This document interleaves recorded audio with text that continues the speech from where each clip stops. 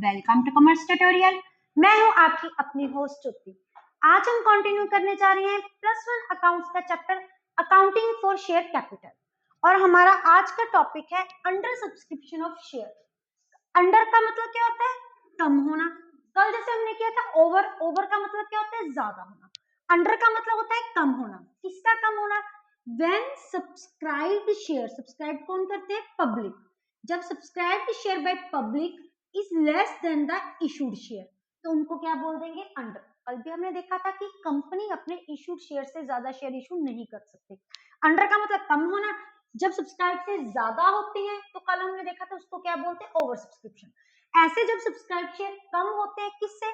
Issued share से, तो उसको क्या बोला जाता है? Under subscription of the shares. हमारी अकाउंटिंग स्टैंडर्ड 39(1) में इसकी गाइडलाइंस को प्रिस्क्राइब किया हुआ है।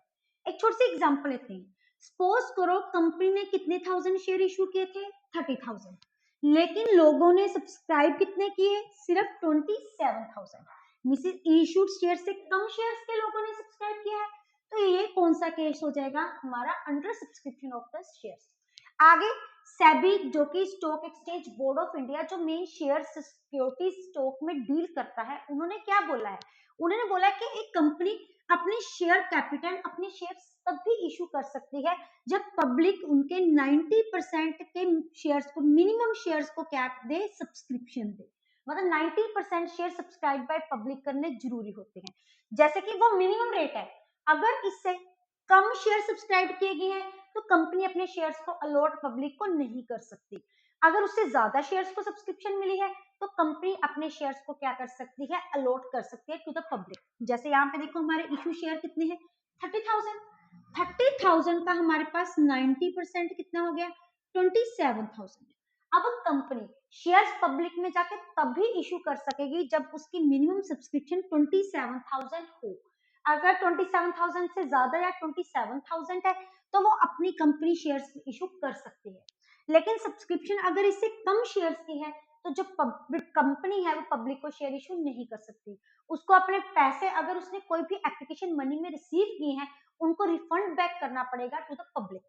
अब देखो, अब हम इसकी अकाउंटिंग ट्रीटमेंट देखते हैं।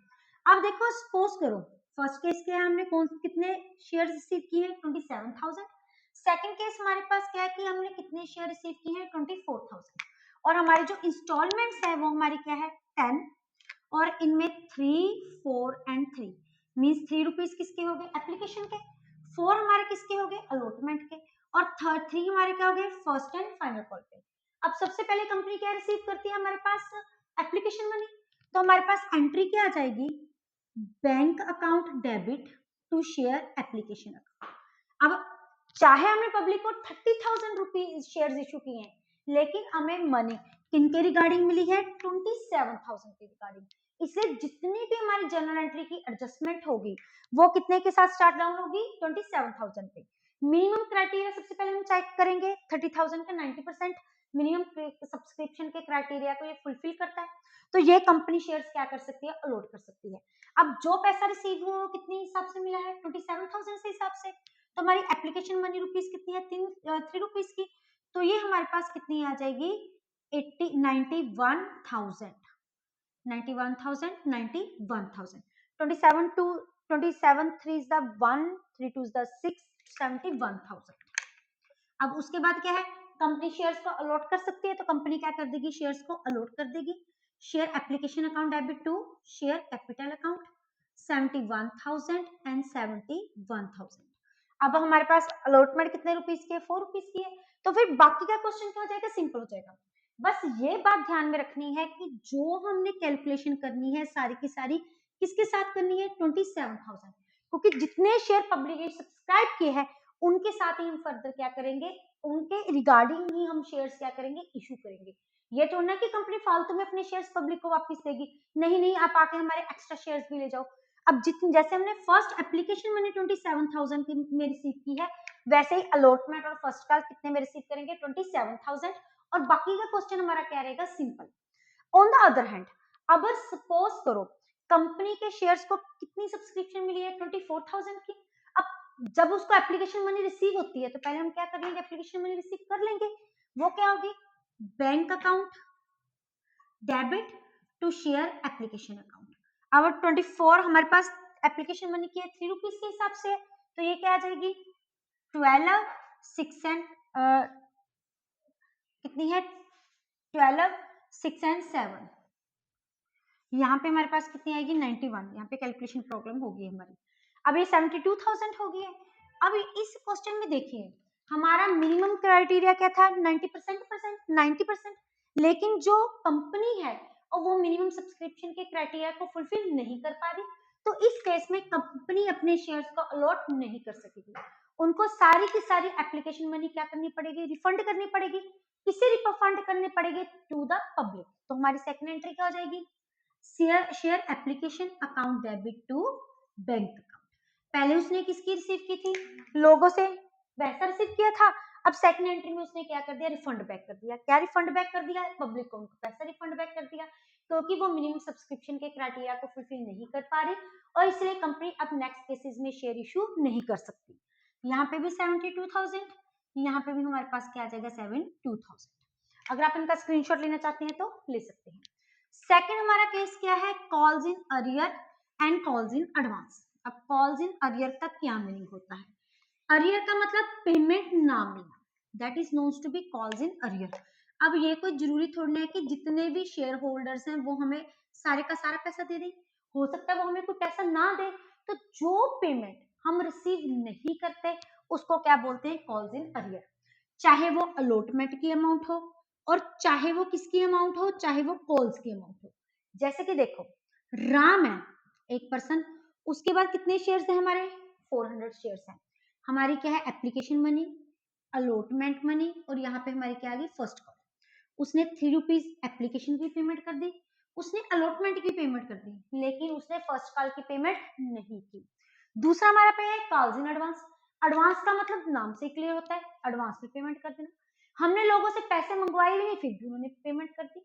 हमने रेंट पे करना था, मंथली हम हाउस रेंट पे करते हैं, तो हमने क्या बोला कि हाथ में पैसे थे, हमने दिसंबर के साथ जनवरी के मंथ की भी क्या कर दी रेंट की पेमेंट कर दी। अब जनवरी का महीना आया तो नहीं है, एडवांस में पैसा चला गया, उसी को क्या बोलते हैं कॉल्स इन एडवांस। अगर कोई शेयर होल्डर्स बिना किसी इंस्टॉलमेंट को मंगवाए उसकी पेमेंट कर देता है तो उसको क्या बोलते हैं कॉल्स इन एडवांस। अब क्या होता है पहले हम देखेंगे कॉल्स इन अरियर का केस। अब कॉल्स इन करियर के लिए हमारे क्या होता है कई बार हमें इसके ऊपर इंटरेस्ट भी पे करना पड़ता है। हमारा टेबल 5 ऑफ कंपनीज एक्ट 2013 बताता है कि कॉल्स इन अरियर के ऊपर इंटरेस्ट कितने पेमेंट के साथ पेमेंट करना पड़ता है 10% के साथ।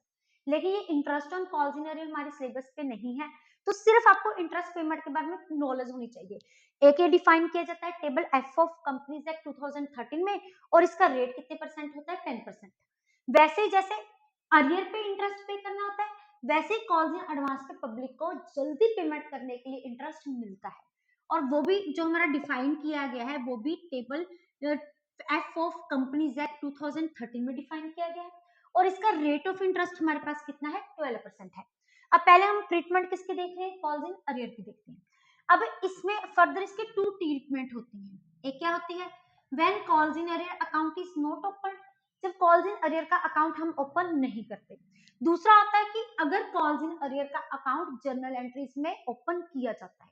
ये क्वेश्चन के नेचर पर डिपेंड है। अगर क्वेश्चन में लिखा हुआ है कि हमें कॉल्स इन अरियर का अकाउंट ओपन करना है तो we have to include the calls in arrear, उसका अकाउंट हमें इंक्लूड करना पड़ेगा। अगर क्वेश्चन इसके बारे में साइलेंट है तब जो मर्जी मेथड अप्लाई कर सकते हैं, चाहे ऊपर वाला मेथड अप्लाई कर लो चाहे नीचे वाला मेथड अप्लाई कर लो। अब हम क्या देखते हैं वो केस जिसमें कॉल्स इन अरियर को हम शो नहीं करते। अब देखो फर्स्ट टू के अब उसके पास कितने शेयर्स हैं 400 शेयर्स है उसके पास। अब एप्लीकेशन की अमाउंट भी क्या हो जाएगी सिंपल एंट्री, अलॉटमेंट की भी एंट्री क्या हो जाएगी सिंपल। हम देखते हैं फर्स्ट एंड फाइनल कॉल की अमाउंट जर्नल एंट्री जिसमें उसने पेमेंट नहीं की है। अब हम क्या लेते हैं सेम अमाउंट फॉर 3 एंड 3। अब सबसे पहले हम क्या करते हैं अमाउंट रिसीव करने से पहले अमाउंट को क्या किया जाता है ड्यू किया जाता है। अब हम सबसे पहले क्या करेंगे फर्स्ट एंड फाइनल कॉल को हम क्या करेंगे ड्यू करेंगे। तो एंट्री क्या हो जाएगी share first and final call account debit to share capital account. कितने शेयर है 400, 403 इज द 1200।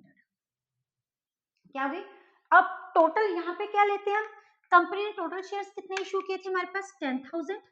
उसमें राम था जिसने 400 के रिगार्डिंग पेमेंट नहीं की। अब टोटल तो हम ड्यू टू टोटल अमाउंट पे करेंगे। 10,000 इंटू 3 हमारे पास कितना हो गया 30,000।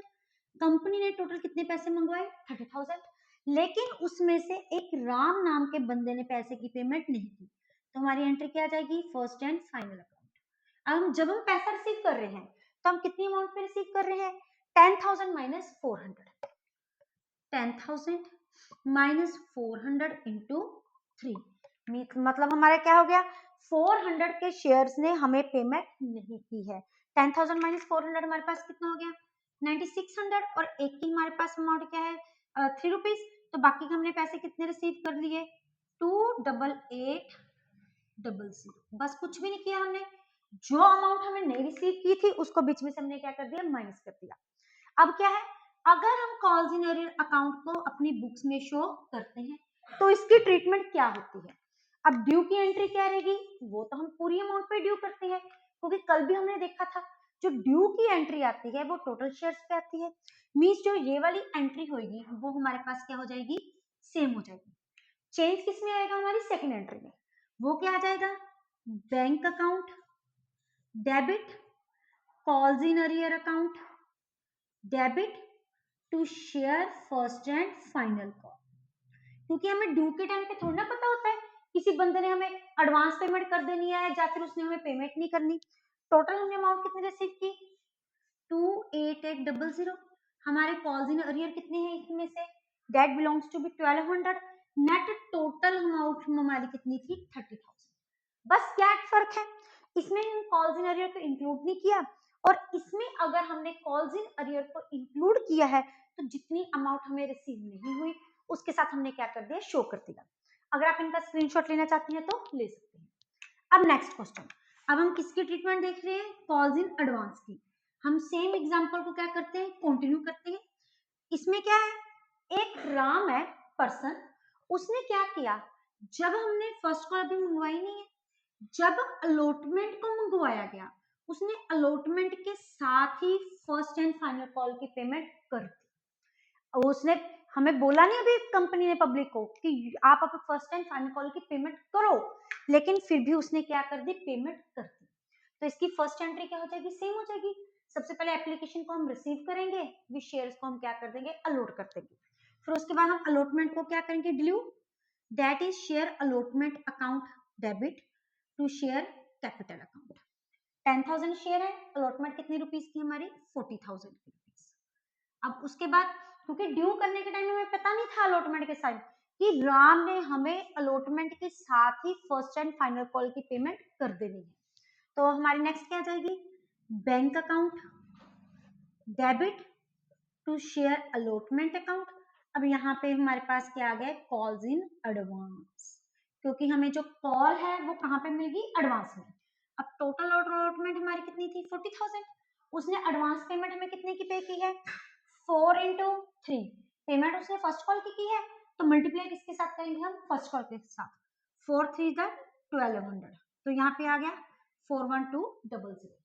अब नेक्स्ट जब हम फर्स्ट कॉल ड्यू करेंगे, हम हमेशा जब भी ड्यू करेंगे टोटल शेयर्स पे उस पे माइनस प्लस कुछ भी नहीं होगा। जैसे कि यहाँ पे हो गया share first and final call account debit to share capital account.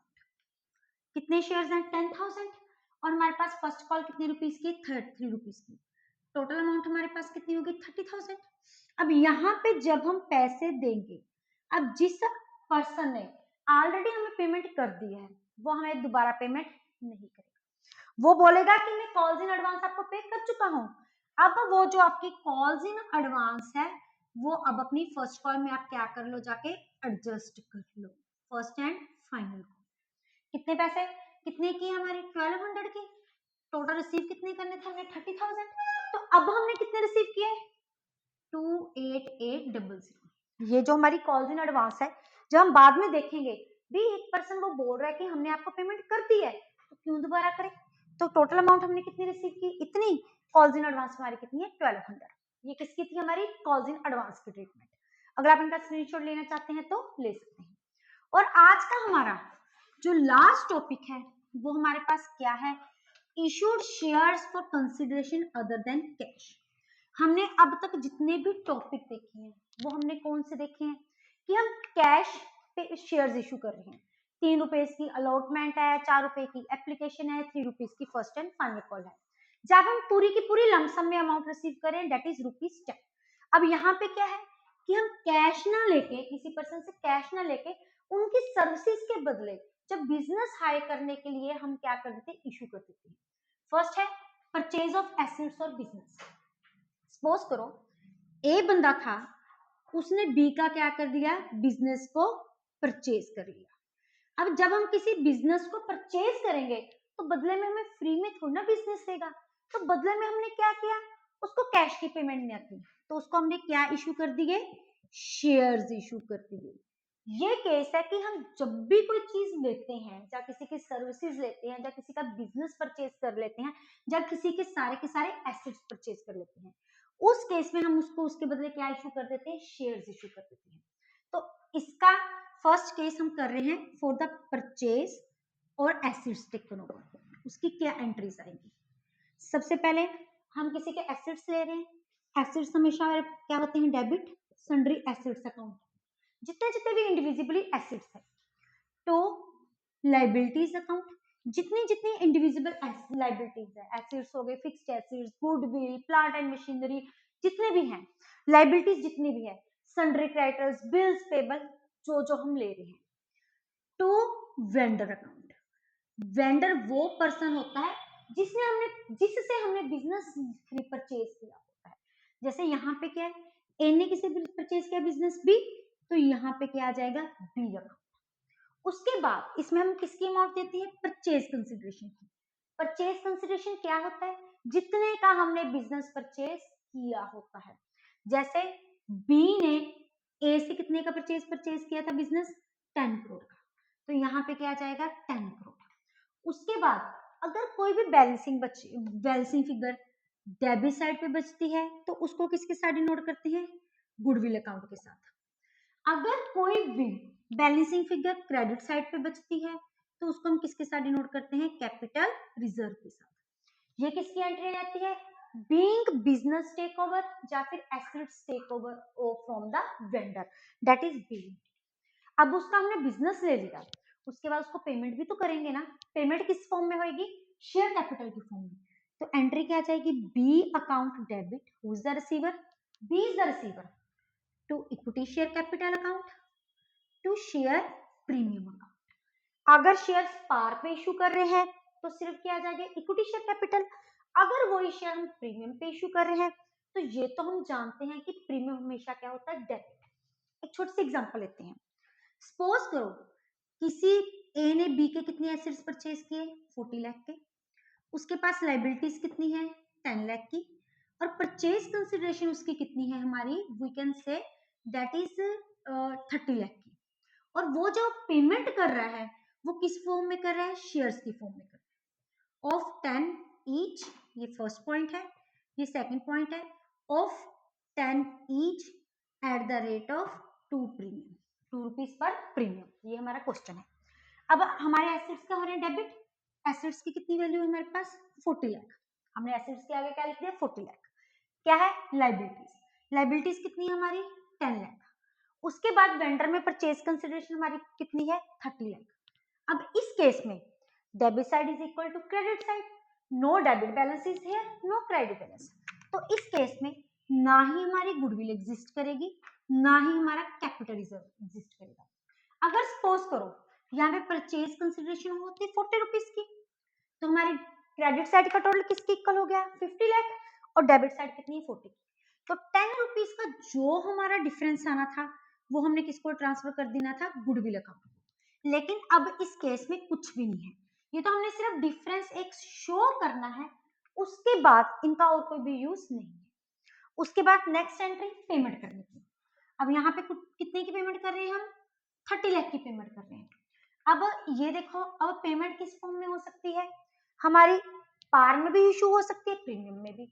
अब कितने number of equity shares issue करने हैं, इसके बारे में तो हमें कोई नॉलेज नहीं, इसलिए हमें क्या निकालना पड़ेगा, number of equity shares issued. उसका फार्मूला क्या होता है, purchase consideration upon issued price. कितनी इशूड प्राइस है, अब देखो जैसे फर्स्ट केस में इशूड प्राइस कितनी है 5, तो कितने के साथ डिवाइड हो जाएगा 10 के साथ। लेकिन सेकंड केस में इशूड प्राइस क्या है 10 रुपीज ये रहे, प्लस 2 रुपीज का हमारे पास क्या है प्रीमियम है। तो हमारा फॉर्मूला क्या हो जाएगा, परचेज कंसिडरेशन अपॉन 10 प्लस 2। जैसे कि फर्स्ट केस में क्या होगी, परचेज कंसिडरेशन 40 लाख अपॉन 10, इसको इसके साथ हमने कट कर दिया, तो कितने शेयर्स आ गए हमारे 4 लाख। मतलब हम कितने शेयर इशू कर रहे हैं, 4 लाख शेयर्स हम क्या कर रहे हैं, इशू कर रहे हैं। तो हमारी एंट्री क्या हो जाएगी, सॉरी 30 लाख है, यहाँ पे क्या आ जाएगा 30 लाख, तो यहाँ पे मैं क्या आ जाएगा 3 लाख, तो यह आएगा 30 लाख यहाँ पे, 30 लाख यहाँ पे। हम कितने शेयर इशू कर रहे हैं 3 lakh at the rate of 10 each. अगर वही चीज प्रीमियम में होती तो हमारा फॉर्मूला क्या हो जाना था 30/12। इन दोनों को हम अगर डिवाइड करेंगे तो हमारे पास कितना आ जाएगा, here is 6, here will be 50। जितना भी डिवाइड करके आ जाएगा वो हमारे पास क्या आ जाएंगे, नंबर ऑफ इक्विटी शेयर्स। तो हमारी एंट्री क्या जाएगी, B account debit to equity share capital account to share premium account. जितने हमारे पास शेयर आ गए इंटू 10, जितने हमारे पास शेयर आ गए इंटू 2, वो उनको हम क्या कर देंगे, पेमेंट कर देंगे। बस सिर्फ इस चीज को ध्यान में रखना, 10 यहाँ पे अगर एट पार हो, अगर प्रीमियम हो तो 10 प्लस 2। ये क्वेश्चन डेफिनेटली एक क्वेश्चन यहाँ से आता ही आता है, और वो मोस्ट प्रोबेबली कौन सा केस आ जाता है, purchase of vendor, that is purchase of assets and business. Second topic है सर्विसेज टेकन ओवर, इसको हम करेंगे नेक्स्ट सेशन में डिस्कस। उसके पहले अगर आप इनका स्क्रीनशॉट लेना चाहते हैं तो ले सकते हैं। वीडियो अच्छी लगे इसे लाइक करें, ज्यादा से ज्यादा शेयर करें, चैनल को सब्सक्राइब करना ना भूलें। Thank you, have a nice